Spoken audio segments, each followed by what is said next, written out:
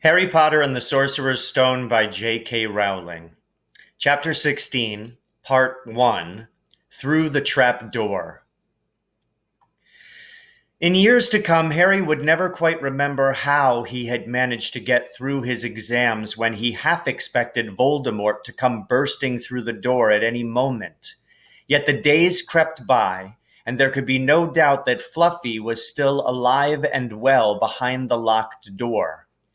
It was sweltering hot, especially in the large classroom where they did their written papers. They had been given special new quills for the exams, which had been bewitched with an anti-cheating spell. They had practical exams as well. Professor Flitwick called them one by one into his class to see if they could make a pineapple tap dance across a desk. Professor McGonagall watched them turn a mouse into a snuff box. Points were given for how pretty the snuff box was, but taken away if it had whiskers. Snape made them all nervous, breathing down their necks while they tried to remember how to make a forgetfulness potion. Harry did the best he could, trying to ignore the stabbing pains in his forehead, which had been bothering him ever since his trip into the forest. Neville thought Harry had a bad case of exam nerves because Harry couldn't sleep.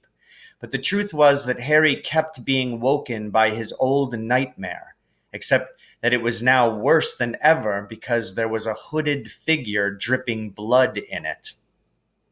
Maybe it was because they hadn't seen what Harry had seen in the forest, or because they didn't have scars burning on their foreheads, but Ron and Hermione didn't seem as worried about the stone as Harry. The idea of Voldemort certainly scared them, but he didn't keep visiting them in dreams, and they were so busy with their studying they didn't have much time to fret about what Snape or anyone else might be up to. Their very last exam was History of Magic, 1 hour of answering questions about batty old wizards who'd invented self-stirring cauldrons, and they'd be free. Free for a whole wonderful week until their exam results came out. When the ghost of Professor Binns told them to put down their quills and roll up their parchment, Harry couldn't help cheering with the rest. "That was far easier than I thought it would be," said Hermione as they joined the crowds flocking out onto the sunny grounds. "I needn't have learned about the 1637 Werewolf Code of Conduct or the uprising of Elfric the Eager." Hermione always liked to go through their exam papers afterwards, but Ron said this made him feel ill. So they wandered down to the lake and flopped under a tree. The Weasley twins and Lee Jordan were tickling the tentacles of a giant squid, which was basking in the warm shallows. "No more studying," Ron sighed happily, stretching out on the grass.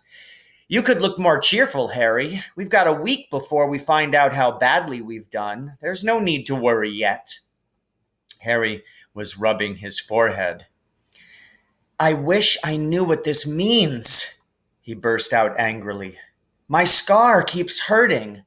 It's happened before, but never as often as this." "Go to Madame Pomfrey," Hermione suggested. "I'm not ill," said Harry. "I think it's a warning. It means danger's coming." Ron couldn't get worked up. It was too hot. "Harry, relax. Hermione's right. The stone's safe as long as Dumbledore's around. Anyway, we've never had any proof Snape found out how to get past Fluffy. He nearly had his leg ripped off once. He's not going to try it again in a hurry. And Neville will play Quidditch for England before Hagrid lets Dumbledore down." Harry nodded, but he couldn't shake off a lurking feeling that there was something he'd forgotten to do, something important. When he tried to explain this, Hermione said, "That's just the exams. I woke up last night and was halfway through my Transfiguration notes before I remembered we'd done that one." Harry was quite sure the unsettled feeling didn't have anything to do with work, though. He watched an owl flutter toward the school across the bright blue sky, a note clamped in its mouth. Hagrid was the only one who ever sent him letters. Hagrid would never betray Dumbledore. Hagrid would never tell anyone how to get past Fluffy. Never. But Harry suddenly jumped to his feet. "Where are you going?" said Ron sleepily. "I've just thought of something," said Harry. He had turned white. "We've got to go see Hagrid now." "Why?" panted Hermione, trying to keep up. "Don't you think it's a bit odd," said Harry, scrambling up the grassy slope, "that what Hagrid wants more than anything else is a dragon, and a stranger turns up who just happens to have an egg in his pocket? How many people wander around with dragon eggs, even if it's against wizard law? Lucky they found Hagrid, don't you think? Why didn't I see it before?" "What are you talking about?" said Ron, but Harry, sprinting across the grounds toward the forest, didn't answer. Hagrid was sitting in an armchair outside his house. His trousers and sleeves were rolled up, and he was shelling peas into a large bowl. "Hello," he said, smiling. "Finished your exams? Got time for a drink?" "Yes, please," said Ron, but Harry cut him off. "No, we're in a hurry. Hagrid, I've got to ask you something. You know that night you won Norbert? What did the stranger you were playing cards with look like?" "Dunno," said Hagrid casually. "He wouldn't take his cloak off." He saw the three of them look stunned and raised his eyebrows. "It's not that unusual. You get a lot of funny folk in the Hog's Head. That's one of the pubs down in the village. Might have been a dragon dealer, mightn't he? I never saw his face. He kept his hood up." Harry sank down next to the bowl of peas. "What did you talk to him about, Hagrid? Did you mention Hogwarts at all?" "Might have come up," said Hagrid, frowning as he tried to remember. "Yeah, he asked what I did, and I told him I was gamekeeper here. He asked a bit about the sort of creatures I look after, so I told him. And I said what I'd always really wanted was a dragon. And then I can't remember too well because he kept buying me drinks. Let's see. Yeah, then he said he had the dragon egg and we could play cards for it if I wanted. But he had to be sure I could handle it. He didn't want to go to any old home. So I told him after Fluffy, a dragon would be easy." "And did he seem interested in Fluffy?" Harry asked, trying to keep his voice calm. "Well, yeah. How many three-headed dogs do you meet, even around Hogwarts?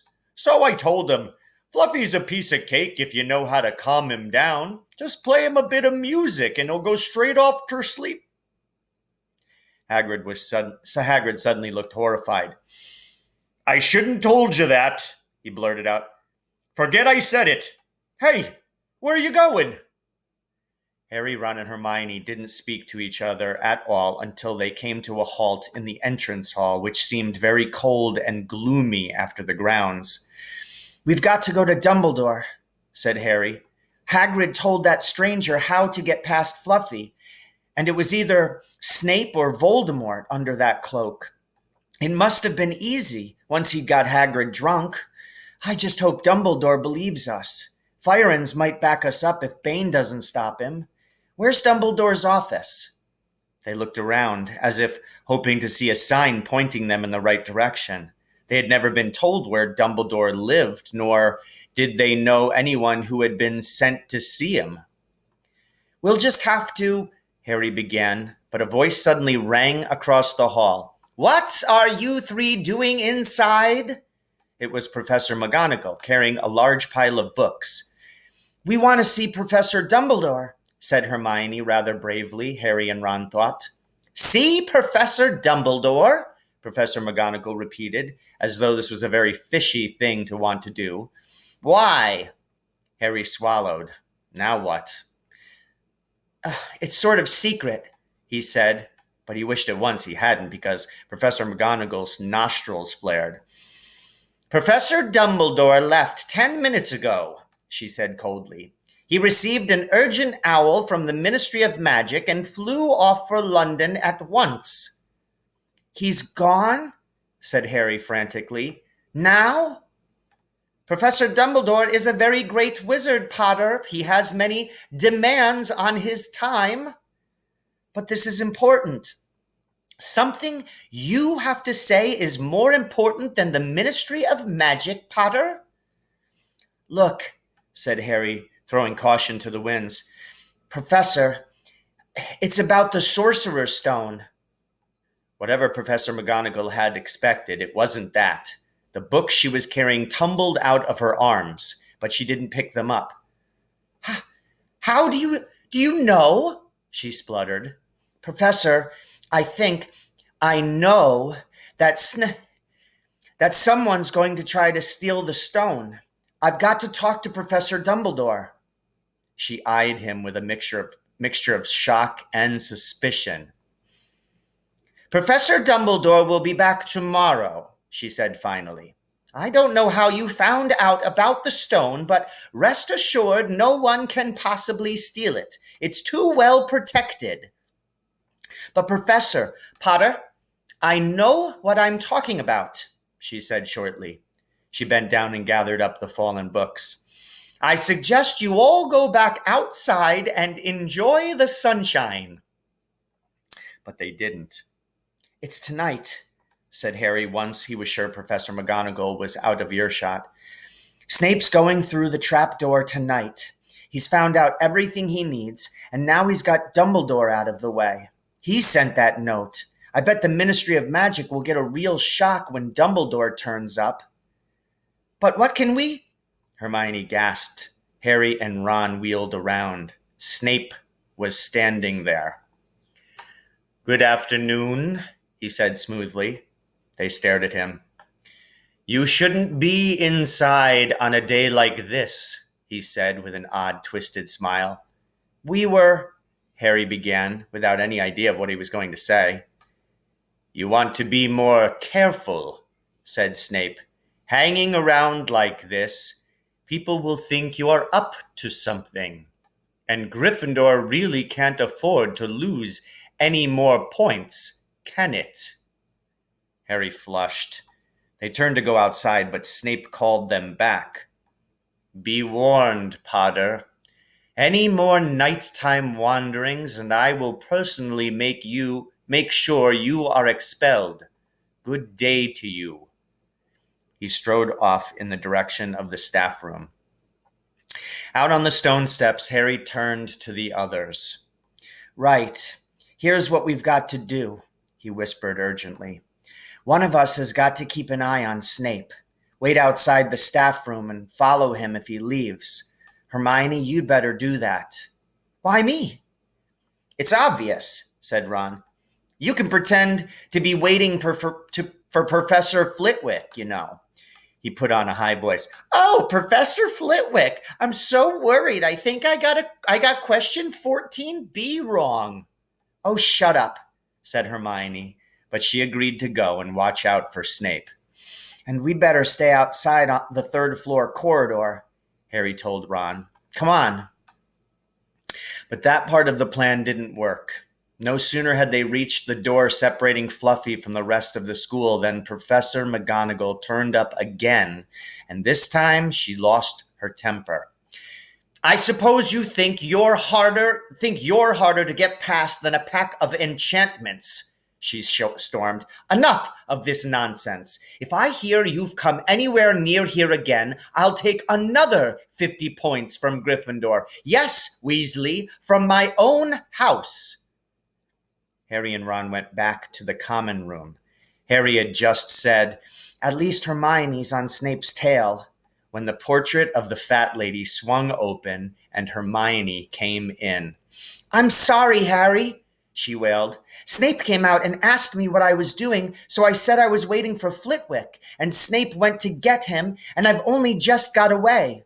I don't know where Snape went." "Well, that's it then, isn't it?" Harry said. The other two stared at him. He was pale, and his eyes were glittering. I'm going out of here tonight and I'm going to try to get to the stone first. You're mad, said Ron. You can't, said Hermione. After what McGonagall and Snape have said, you'll be expelled. So what? Harry shouted. Don't you understand? If Snape gets hold of the stone, Voldemort's coming back. Haven't you heard what it was like when he was trying to take over? There won't be any Hogwarts to get expelled from. He'll flatten it or turn it into a school for the dark arts. Losing points doesn't matter anymore, can't you see?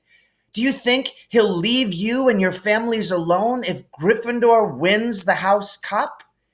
If I get caught before I can get to the stone, well, I'll have to go back to the Dursleys and wait for Voldemort to find me there. It's only dying a bit later than I would have, because I'm never going over to the dark side.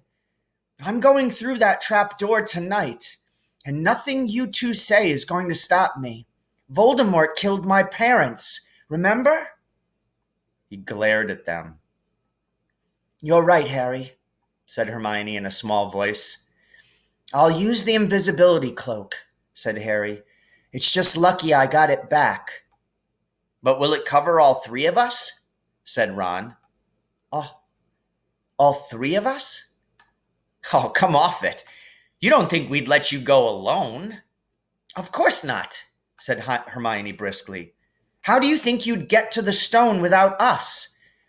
I'd better go and look through my books. There might be something useful. But if we get caught, you two will be expelled too. Not if I can help it, said Hermione grimly. Flitwick told me in secret that I got 112% on his exam. They're not throwing me out after that. After dinner, the three of them sat nervously apart in the common room. Nobody bothered them. None of the Gryffindors had anything to say to Harry any more, after all. This was the first night he hadn't been upset by it. Hermione was skimming through all her notes, hoping to come across one of the enchantments they were about to try to break. Harry and Ron didn't talk much. Both of them were thinking about what they were about to do. Slowly, the room emptied as people drifted off to bed. Better get the cloak, Ron muttered as Lee Jordan finally left, stretching and yawning. Harry ran upstairs to their dark dormitory. He pulled out the cloak, and then his eyes fell on the flute Hagrid had given him for Christmas. He pocketed it to use on Fluffy. He didn't feel much like singing. He ran back down to the common room. We'd better put the cloak on here and make sure it covers all three of us. If Filch spots one of our feet wandering along on its own. What are you doing? Said a voice from the corner of the room. Neville appeared from behind an armchair, clutching Trevor the Toad, who looked as though he'd been making another bid for freedom. Nothing, Neville, nothing, said Harry, hurriedly putting the cloak behind his back. Neville stared at their guilty faces. You're going out again, he said. No, said Hermione. No, we're not. Why don't you go to bed, Neville? Harry looked at the grandfather clock by the door. They couldn't afford to waste any more time. Snape might even now be playing Fluffy to sleep. You can't go out, said Neville. You'll be caught again. Gryffindor will be in even more trouble. You don't understand, said Harry. This is important. But Neville was clearly steeling himself to do something desperate. I won't let you do it, he said, hurrying to stand in front of the portrait hole. I'll fight you. Neville, Ron exploded, get away from that hole and don't be an idiot. Don't call me an idiot, said Neville. I don't think you should be breaking any more rules. And you were the ones who told me to stand up to people. Yes, but not to us, said Ron in exasperation. Neville, you don't know what you're doing. He took a step forward, and Neville dropped Trevor the Toad, who leapt out of sight. Go on, then. Try and hit me, said Neville, raising his fists. I'm ready. Harry turned to Hermione. Do something, he said desperately. Hermione stepped forward. Neville, she said, I'm really, really sorry about this. She raised her wand. Petrificus totalis, she cried, pointing it at Neville. Neville's arms snapped to his sides. His legs sprang together. His whole body rigid, he swayed where he stood and then fell flat on his face, stiff as a board. Hermione ran to turn him over. Neville's jaws were jammed together so he couldn't speak. Only his eyes were moving, looking at them in horror. What have you done to him? Harry whispered. It's the full body bind, said Hermione miserably. Oh, Neville, I'm so sorry. We had to, Neville. There's no time to explain, said Harry. You'll understand later, Neville, said Ron as they stepped over him and pulled on the invisibility cloak. But leaving Neville lying motionless on the floor didn't feel like a very good omen. In their nervous state, every statue's shadow looked like Filch. Every distant breath of wind sounded like Peeves swooping down on them. At the foot of the first set of stairs, they spotted Mrs. Norris skulking near the top. Oh, let's just kick her just this once, Ron whispered in Harry's ear, but Harry shook his head. As they climbed carefully around her, Mrs. Norris turned her lamp-like eyes on them, but didn't do anything. They didn't meet anyone else until they reached the staircase up to the third floor. Peeves was bobbing halfway up, loosening the carpet so that people would trip. Who's there? He said suddenly as they climbed toward him. He narrowed his wicked black eyes. Know you're there, even if I can't see you. Are you ghouly or ghosty or wee student beastie? He rose up in the air and floated there, squinting at them. Should call Filch, I should, if something's a-creeping around unseen. Harry had a sudden idea. Peeves, he said in a hoarse whisper, the Bloody Baron has his own reasons for being invisible. Peeves almost fell out of the air in shock. He caught himself in time and hovered about a foot off the stairs. So sorry, your bloodiness, Mr. Baron, sir, he said greasily. My mistake. I didn't see you. Of course I didn't. You're invisible. Forgive old Peevesy his little joke, sir. I have business here, Peeves, croaked Harry. Stay away from this place tonight. I will, sir. I most certainly will, said Peeves, rising up in the air again. Hope your business goes well, Baron. I'll not bother you. And he scooted off. Brilliant, Harry, whispered Ron. A few seconds later, they were there, outside the third-floor corridor, and the door was already ajar. Well, there you are, Harry said quietly. Snape's already got past Fluffy. Seeing the open door somehow seemed to impress upon all three of them what was facing them. Underneath the cloak, Harry turned to the other two. If you want to go back, I won't blame you, he said. You can take the cloak. I won't need it now. Don't be stupid, said Ron. We're coming, said Hermione. Harry pushed the door open. So ends Chapter 16, Part 1, Harry Potter and the Sorcerer's Stone by J.K. Rowling.